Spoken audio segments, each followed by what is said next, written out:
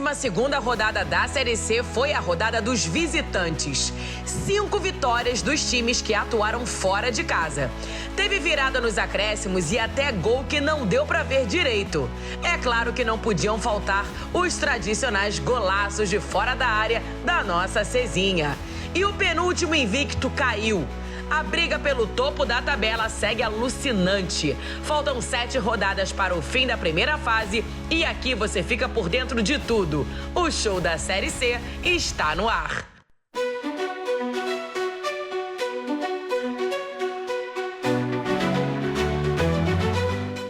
Lucas já tá por ali para dar a saída, já para começar, para entrar no ritmo do jogo.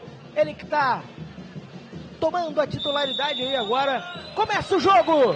Saída do Volta Redonda, toque de bola atrás. Oi gente, aqui é a Juliana Lisboa. Eu vou falar um pouquinho mais sobre esse Ferroviário 0 e Volta Redonda 2, partida que aconteceu no estádio Presidente Vargas, na capital cearense. E tinha já muita expectativa, tanto do Ferroviário, porque poderia se afastar um pouquinho mais da zona de rebaixamento, como também da equipe do Volta Redonda, que podia brigar muito mais pela ponta da tabela ali, pela liderança da Cezinha. E outra coisa também era como se comportaria o Voltaço sem o seu principal jogador, o Ítalo, um dos artilheiros da Série C com 8 gols, que se despediu do Volta Redonda para jogar no futebol coreano. Quem assumiu a vaga deixada por ele, pelo menos nesse primeiro jogo, foi o Matheus Lucas e olha, ele fez muito bom uso. Mas vamos lá sobre o jogo, né? Tirando uma primeira pressão do Ferroviário, né, em que Marcelinho recebeu da ponta esquerda e olha, chutou o próprio pé em vez de chutar a bola. Tirando isso, o Ferroviário não apresentou grandes perigos para a equipe do Volta Redonda. Já o Voltaço foi tomando conta do jogo aos pouquinhos, né? Tocando de pé em pé, desde a saída de bola, marcando com linha muito alta, um bloco alto e abafando também a saída de bola do Ferroviário e também experimentando de fora da área. E foi justamente assim que saiu o primeiro gol da partida de Henrique Silva, ainda no início, viu? Aos 16 minutos. Quando a gente vê o Volta Redonda saindo com a bola, tenta balançar muito entre os zagueiros, entre até os laterais, para tentar abrir os espaços da marcação do Ferroviário. E conseguir isso daí, esses passes entre linhas, né, que chegou agora no Matheus Lucas, para tentar na jogada de velocidade. Olha o Henrique Silva de longe! Gol!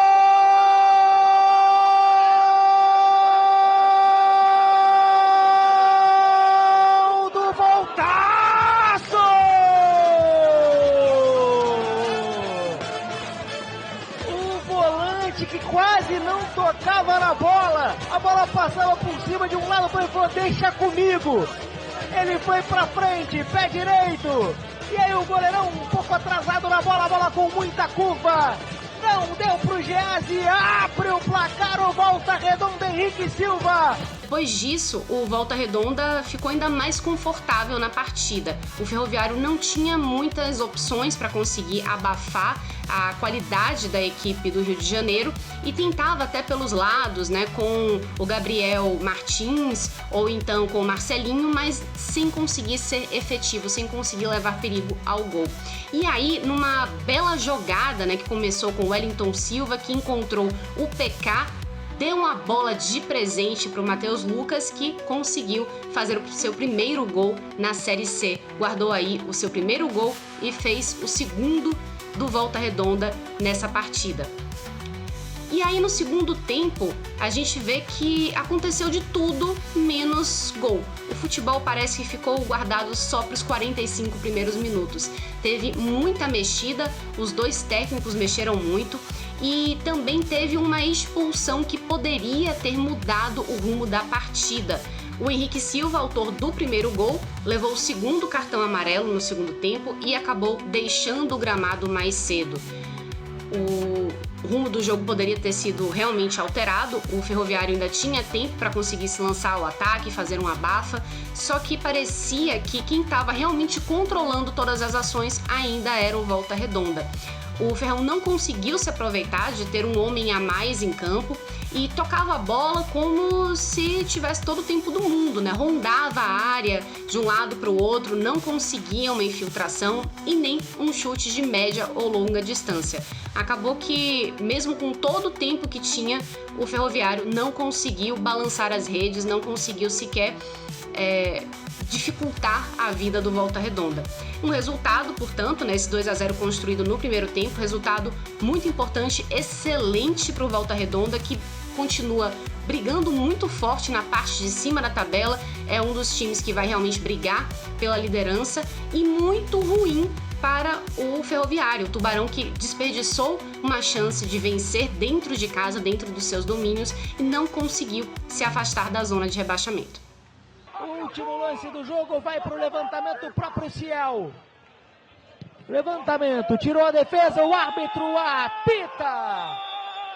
Fim de papo, vibra a comissão técnica do Voltaço, novo líder.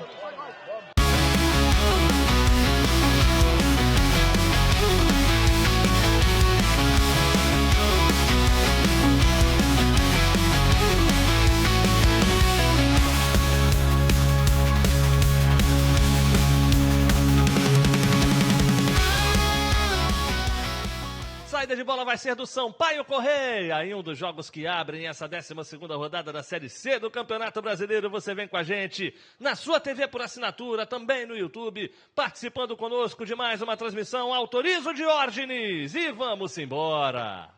Tá valendo o jogo, tá rolando a bola pra você ligado com a gente no nosso futebol. Amigos, a Ferroviária segue invicta na Série C do Campeonato Brasileiro. A vítima da vez foi o Sampaio Correia, que também vinha de uma sequência invicta no campeonato. Eram 4 jogos sem perder sob o comando do técnico Zé Augusto. 5, se a gente for considerar também a final do Campeonato Maranhense, aonde foi campeão. Dessa vez, porém, o time não fez um grande jogo, mesmo atuando dentro da sua casa, e foi batido pela Ferroviária, que segue invicta no campeonato, cada vez mais dentro do G4 e cada vez mais próxima da classificação para a fase final da Série C do Campeonato Brasileiro. A Ferroviária, desde o início do jogo, teve maior controle da bola, tomou conta das ações ofensivas, conseguiu jogar no campo de ataque, teve muita dificuldade para entrar dentro da área do Sampaio para finalizar, mas foi perigoso o tempo todo com os arremates da entrada da área. Juninho 2 vezes já havia levado perigo e na tentativa de Vitor Andrade abriu o marcador já bem perto do fim do primeiro tempo, no momento onde o Sampaio Correia parecia que iria até equilibrar um pouco as ações, já que a Ferroviária jogava no campo de ataque. Em alguns momentos o Sampaio conseguia, em velocidade, levar um pouco mais de perigo, aproveitando as linhas altas da Ferroviária. Mas como não conseguiu sair do zero, quem saiu na frente foi exatamente a Ferroviária, que tem, entre um dos seus poucos problemas do time, exatamente o ataque. Era até então o pior ataque do G8 do campeonato. Teve uma dificuldade muito grande nos últimos jogos de sair do zero. Partidas magras, 0-0, 1-0, sempre pingado. Quando fez 1-0, começou a se sustentar no seu setor defensivo muito sólido, a defesa menos vazada do campeonato. Xavier dá o tapa lá pela direita, Zé Matheus se manda com liberdade, passa e buscava o Carlão, chega bloqueando o Betão, ela volta com o Vitor Andrade, já superou o Maurício, tem aberto lá pela direita o Lucas, ele bateu pro gol!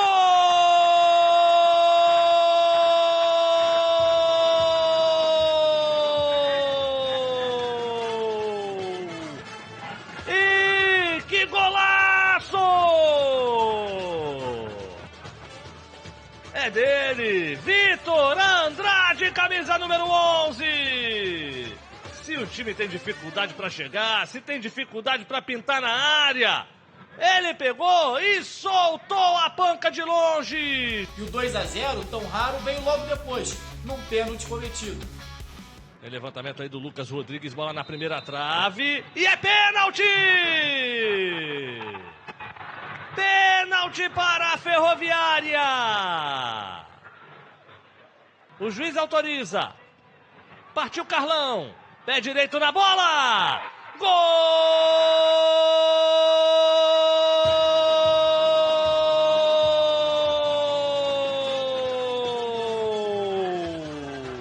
E aí facilitou demais para a Ferrinha. O time que tem essa estabilidade defensiva conseguiu sustentar muito bem o resultado, principalmente no segundo tempo, após a expulsão do lateral direito Rafael Luiz, que já havia sido expulso há 2 rodadas. estava voltando de suspensão.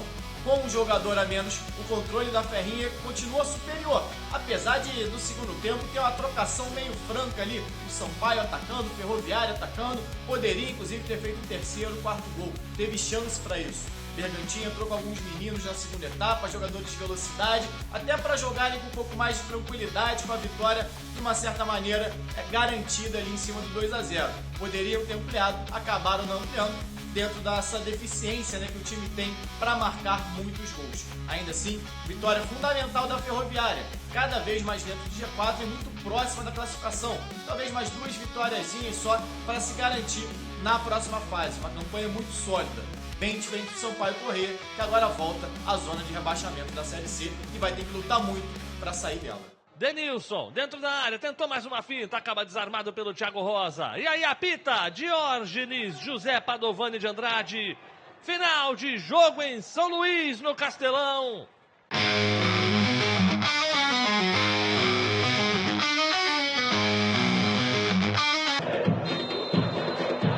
Tá então, autoriza a saída de bola Léo Simão Holanda.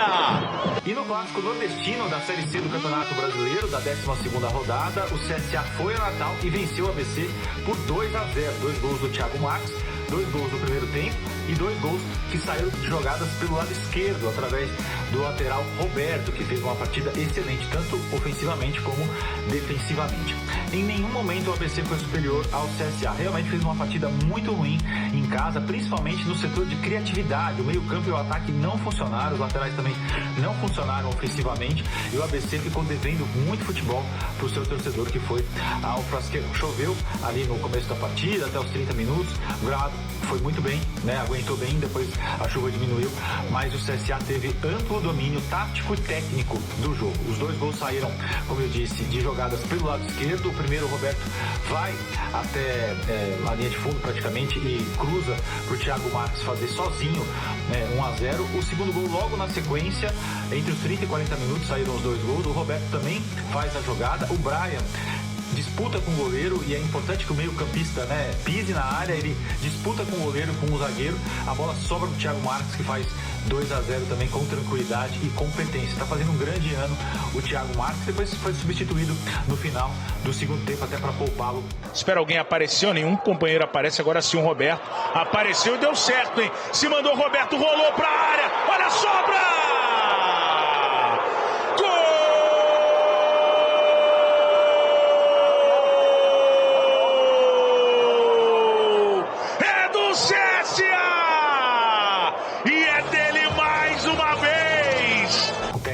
Igor Magalhães fez um ótimo trabalho. Aliás, o CSA tem uma campanha impressionante na Série C, porque nos primeiros 9 jogos não venceu e aí tem 3 vitórias seguidas, o suficiente para chegar perto do G8. Ainda falta, claro, está se distanciando da zona de rebaixamento, que era o principal objetivo, né, depois da campanha que começou muito mal, mas já são 5 jogos de invencibilidade e o Igor Magalhães precisa ser exaltado, porque ele está fazendo um ótimo trabalho. Já o ABC, que foi ultrapassado pelo CSA na tabela, está mais perto do Z4, precisa se preocupar, ganhar pontos, vinha num processo de recuperação, mas jogou muito mal contra o CSA, que pelo seu lado teve muitos méritos, né, por vencer fora de casa. Não é fácil vencer fora de casa na Série C, numa rodada que, pelo menos no sábado, foram 4 jogos e 4 vitórias dos visitantes. Uma rodada importante para os visitantes na Série C do Campeonato Brasileiro. Roberto Fonseca fez o que era possível no ABC, fez todas as modificações, mas o time não funcionou. Nada funcionou, taticamente, tecnicamente, nada funcionou nesta partida. Já o CSA então comemora um ótimo resultado, esse 2-0 lá em Natal. Os dois estavam em recuperação na Série C e agora o CSA continua nessa recuperação com 3 vitórias seguidas. Agora sim, autorizado pelo Léo Simão. Levantamento na área, o toque de cabeça! E ela passa à esquerda do gol do Yuri. Teve a chance de diminuir pelo menos essa conta no final o ABC, mas não teremos tempo para mais nada na Frasqueira. Fim de jogo em Natal.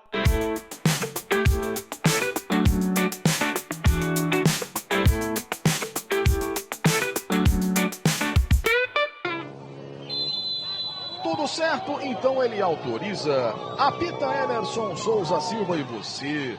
no Brasil inteiro. Vem comigo. E aí, tudo bem com você, amigo do nosso futebol? Seguinte, Londrina e Aparecidense entraram em campo com situações opostas na tabela. Enquanto a Aparecidense luta contra o rebaixamento, Londrina quer G8. E mesmo assim, o time da Aparecidense entrou em campo pressionando. O time do Londrina criou as melhores oportunidades. O técnico Lúcio Flávio, neste jogo, poupou titulares, especialmente a dupla de ataque, Igor Torres e Rubens, que começaram o jogo no banco de reservas por conta, todo o desgaste da viagem da rodada anterior. Criou as melhores chances no primeiro tempo, mas não converteu. No segundo, o Lúcio Flávio colocou os dois em campo, Igor Torres e Rubens, deu certo. Cruzamento do Genilson e o Igor Torres fez 1-0 para a Cidinha. Só que aí o Lúcio Flávio cometeu um erro que ele também já cometeu, por exemplo, quando era treinador interino do Botafogo em 2023 na Série A. Ele recuou o time cedo demais, chamou o time do Londrina para atacar e o castigo veio nos acréscimos. Primeiro no empate, jogada pela esquerda do Maurício, bom lateral do Londrina, cruzamento na cabeça do Daniel Amorim, 1-1. 2 minutos depois, numa bola rifada lá de trás do goleiro, o time do Londrina chegou à virada com o Gustavo França. Ruim para os dois, mas muito pior para o time da Aparecidense. Segue invicto em casa, ok. Olha a bola viva na área, Gustavo França, gol!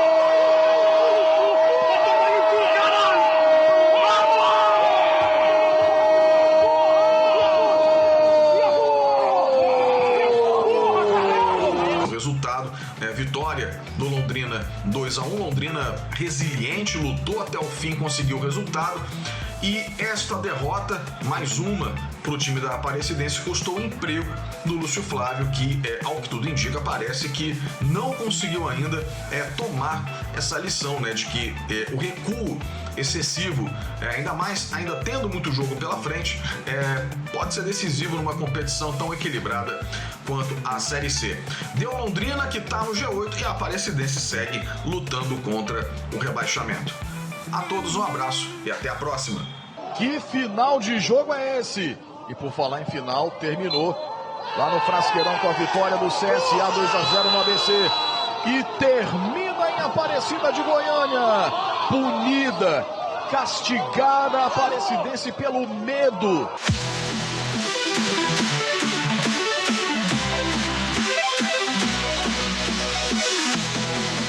Figueirense e Atlético fizeram um jogo acirrado no Orlando Scarpelli. Em um gramado castigado pela forte chuva que caiu em Floripa, os times brigaram muito, mas não tiraram o 0 do placar. O Figueira é o 8º colocado com 18 pontos e o Atlético está na 2ª posição com 25.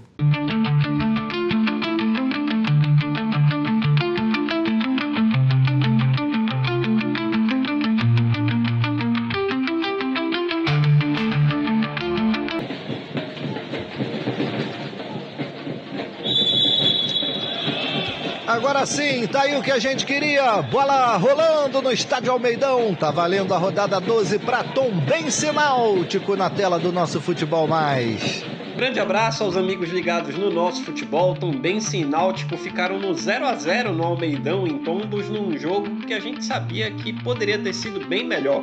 As duas equipes têm qualidade técnica para isso, mas não apresentaram um grande futebol na zona da Mata Mineira. O primeiro tempo muito truncado, de poucas chances claras de gol.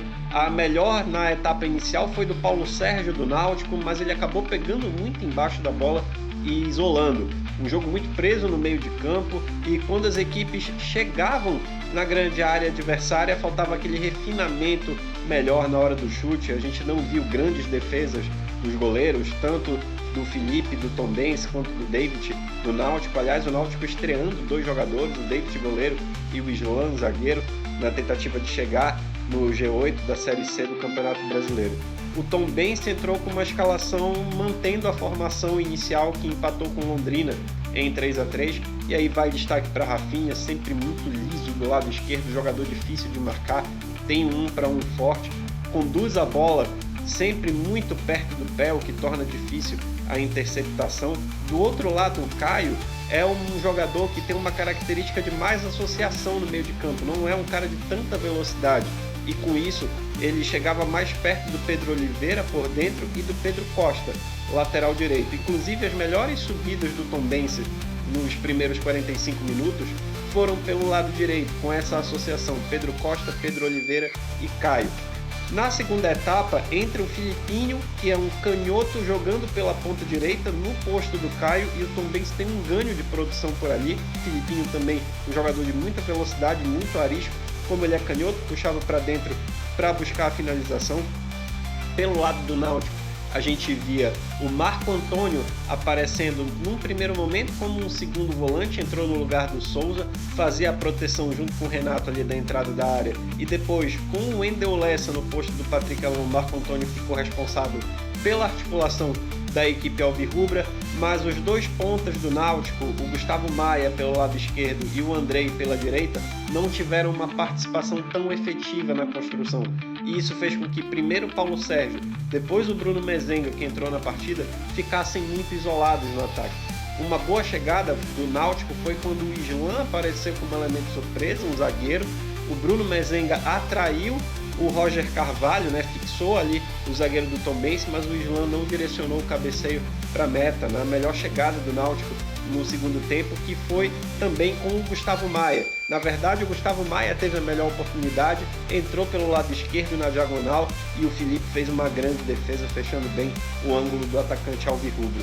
O Tombense chegava, mas não conseguia acionar o Igor Bahia, seu principal homem de ataque, o centroavante de referência. Tinha posse de bola, mas dificuldade no último passe. A melhor chegada do time de Tombos foi com o Denner no último lance da partida, praticamente. Limpou 3 marcadores, chutou, só que a bola explodiu no Igor Bahia e acabou saindo pela linha de fundo. Um 0-0 que não foi bom para ninguém no final das contas, porque o Tombense ficaria cada vez mais no G8 e perto da classificação, e o Náutico distanciando da zona de rebaixamento, ainda sonhando com a classificação, o que acabou não acontecendo para nenhum dos alvirrubros envolvidos na partida. Beleza, galera? Grande abraço e até a próxima. Tenta brigar por ela. A sobra fica do lado esquerdo. O passe para o Denner. 2 na marcação. Belo drible do Denner. Cortou de novo. Bateu pro gol. O desvio ali no Igor Bahia. A bola vai pela linha de fundo.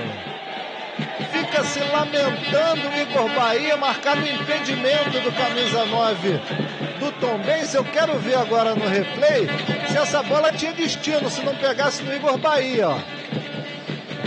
Me parecia que estava na jogada o David, mas seria uma jogada perigosa ali a favor do Tombense. Que jogadaça agora do Denner na reta final do jogo, hein, Matheus Raimundo? Lance muito bonito do Denner, limpou pelo menos 3 jogadores. Fim de papo. Não esperou nem dar os 51.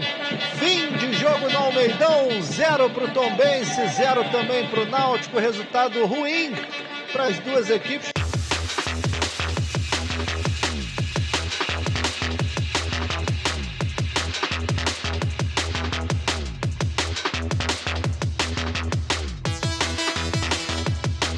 Foi derrotada na 7ª rodada. É hora do show! Primeira posse de bola é do Ipiranga. Uma ótima noite de futebol para você. Olá, amigas e amigos do nosso futebol. Vamos falar aqui de Confiança 2, Ipiranga 0. Jogo que marcou a estreia de Mazola Júnior no comando do time sergipano. E o novo treinador claramente levou bastante confiança para o time de Aracaju, e não à toa os 2 gols foram marcados de fora da área.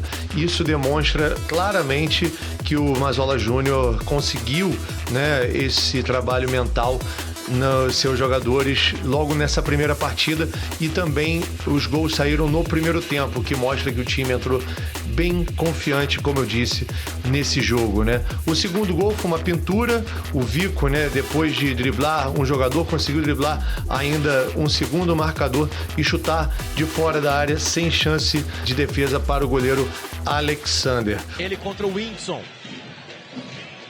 Trava, dá o corpo, entrega para o Vico. Escondeu, fez bem a jogada, tem espaço para batida de canhota!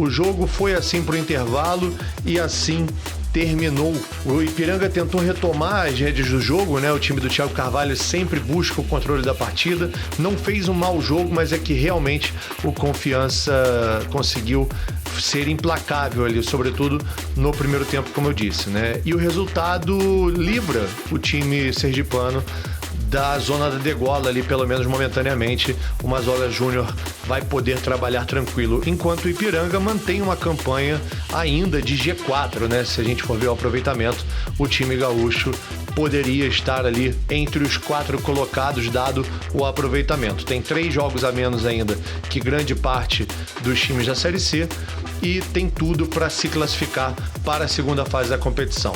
Eu fico por aqui e até a próxima. Vai o Refite para fazer a cobrança, sem preguiça o Ipiranga. Joga essa bola na marca do pênalti, na marca penal. Pelo alto briga o Lucas Marques, vai acabar no Batistão. É fim de jogo em Aracaju.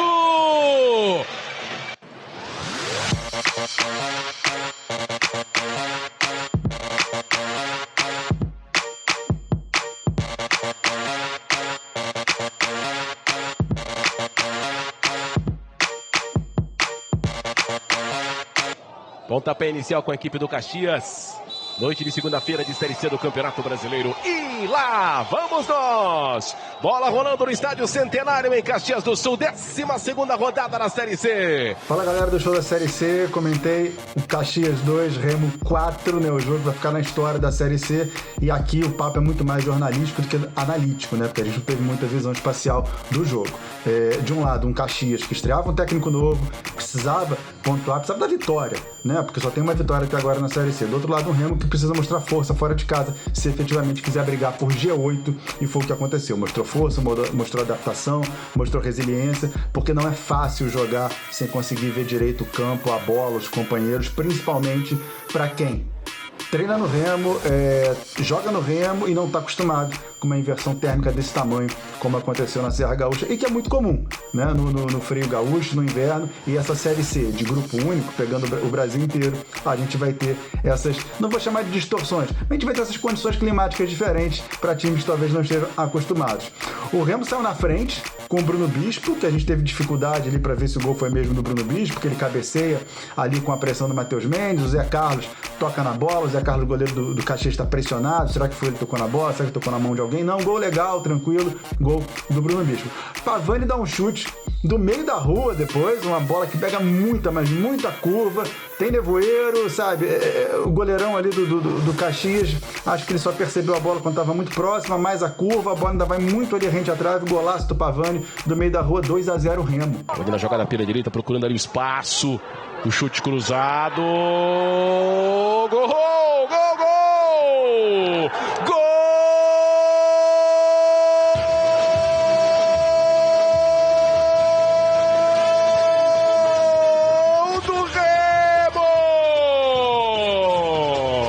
E aí o Remo deu uma segurada.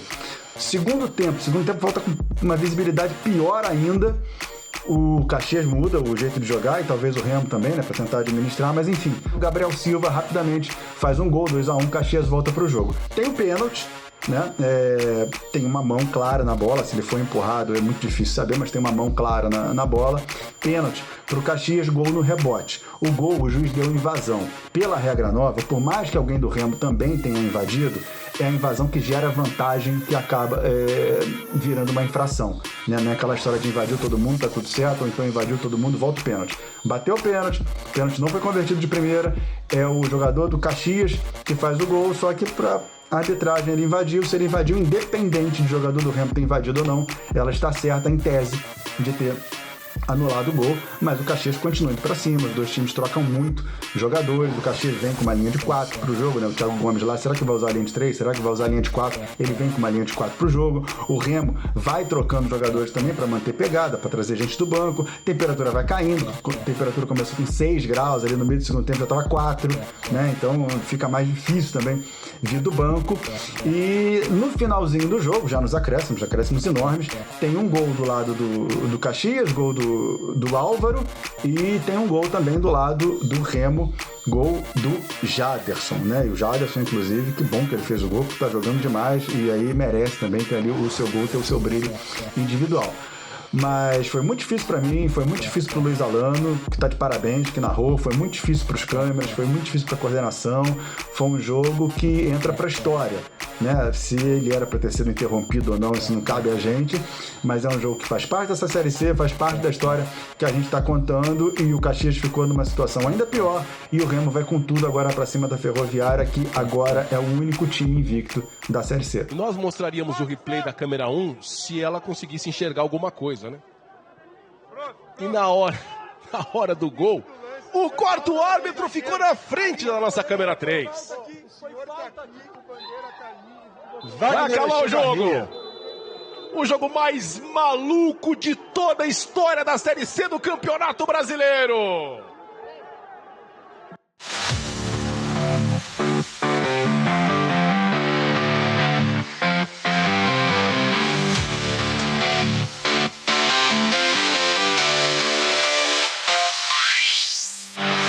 Daí o Michelangelo Martins de Almeida Júnior inteirinho na sua tela, ele vai autorizar, autoriza o árbitro, tem bola rolando, começa. Tivemos um empate sem gols aí na 12ª rodada da Série C do Campeonato Brasileiro, entre os dois piores ataques da competição. Então nenhuma surpresa aí no 0-0 entre São José e Floresta, que foi disputado na noite de segunda-feira no Paço da Areia.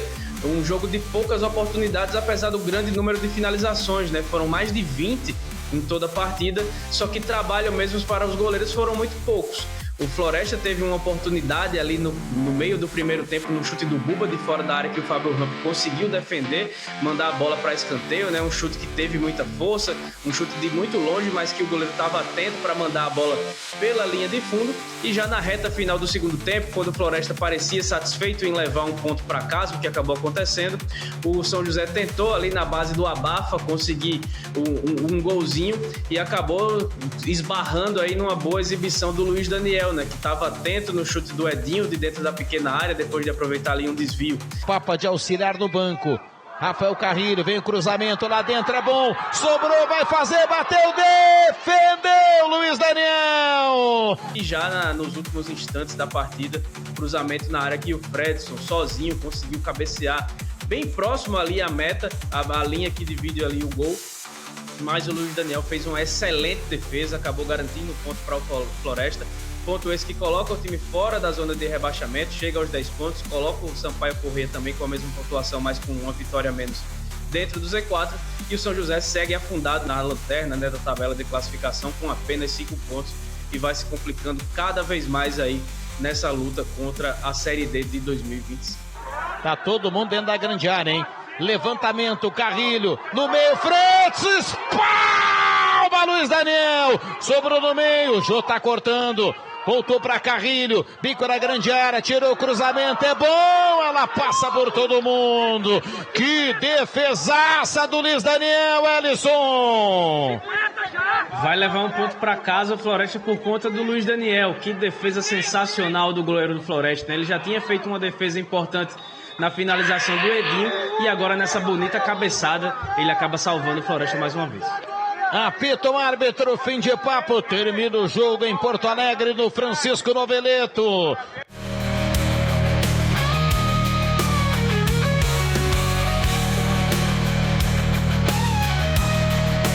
A invencibilidade do Belo chegou ao fim. No 1º de maio, o São Bernardo bateu o Botafogo da Paraíba com esse gol de cabeça de Lucas Tocantins no segundo tempo. Vitória muito importante para o Tigre, que foi a 24 pontos, assumindo a 3ª colocação na tabela. Já o Belo é o 4º, também com 24 pontos, mais um saldo de gols inferior ao do Bernou. De repassar os resultados da rodada 12 e conferir a classificação da Série C.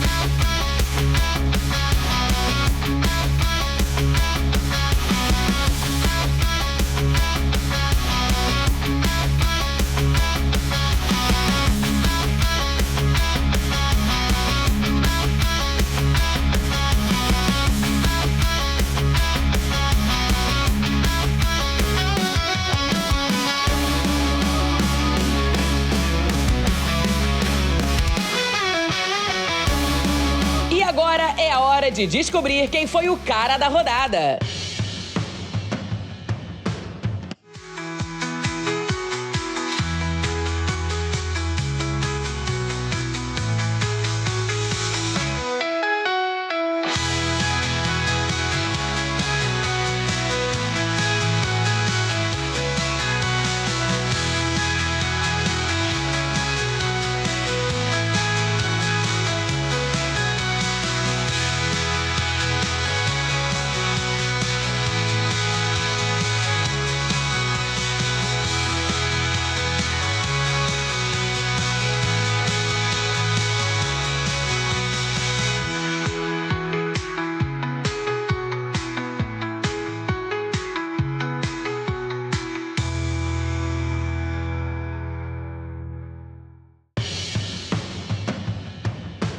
A artilharia da nossa Cezinha está assim. Jonatas do Atlético segue na liderança com 8 gols marcados. O Ítalo também tem 8, mas já não está mais no Volta Redonda. Paulo Sérgio do Náutico marcou 7 vezes. Com 6 gols estão Igor Bahia do Tombense, Luiz Felipe do São Bernardo e Thiago Marques do CSA. Agora é aquele momento aguardado. Que isso?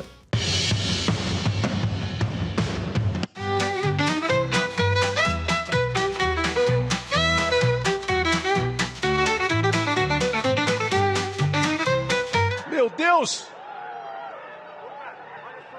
Foi gol! Gol!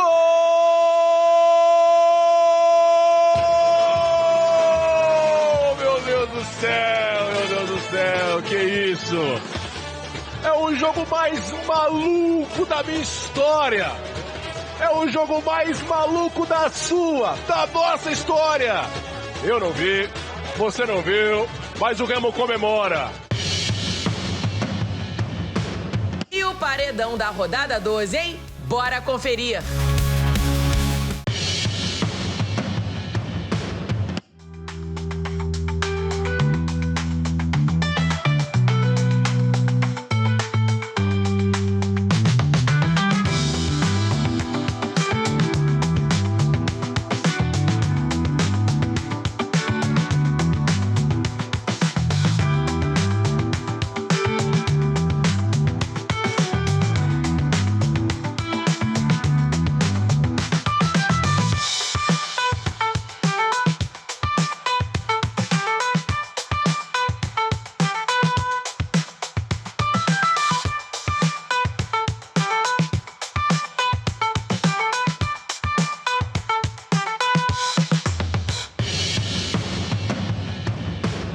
Assim será a 13ª rodada da Série C.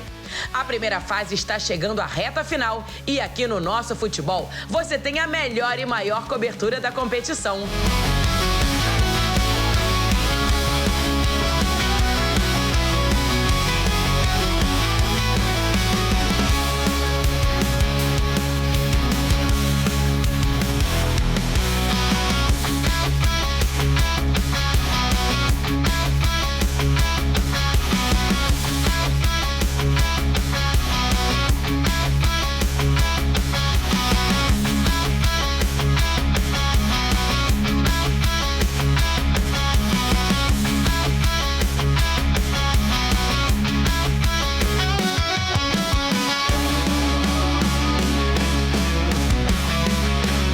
Top 5 de golaços da rodada 12, o show da Série C fica por aqui.